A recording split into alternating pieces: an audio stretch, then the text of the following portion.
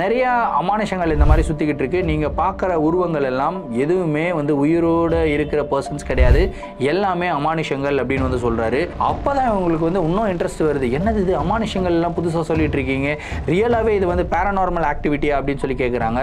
ஆமாம் அப்படின்னு சொல்லிட்டு அதுக்கப்புறம் அவர் சொல்கிறாரு, இந்த இடத்துல நிறைய பேர் வந்து இறந்து போயிருக்காங்க, குறிப்பாக இந்த போர்னால இறந்து போயிருக்காங்க. போர்னால இறந்து போன ஒரு காரணத்தினால நிறைய பேருடைய அல்ப ஆவிகள் வந்து, அதாவது அவங்களுடைய வயசுக்கு முன்னாடி அவங்க வந்து இறந்து போயிட்ட ஒரு காரணத்தினால ஆவிகளாக வந்து ஆன்மாக்களாக இந்த இடத்துல வந்து சுற்றிக்கிட்டு இருக்காங்க. அவங்க வந்து யாரையும் எந்த தொந்தரவும் பண்ண மாட்டாங்க, ஆனால் பயம்படுத்துவாங்க. அவங்க பயம்படுத்துறதுக்கு உண்டான முக்கியமான காரணம் இது அவங்களுடைய இடம்.